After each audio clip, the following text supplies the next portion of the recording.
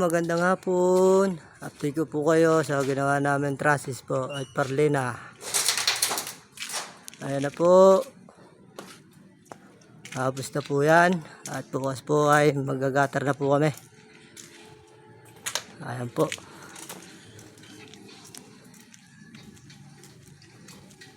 Yan o.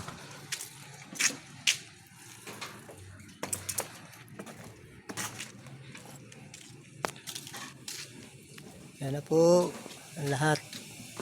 Trusses. Gagatar na ho kami bukas niyan.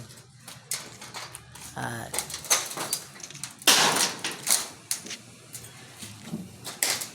okay na po. Yan. Yan po sa comment section ko may yan nyo po makikita ang company po. Yan, sa comment section ko po makikita nyo. Yan. Magandang hapon po. Okay.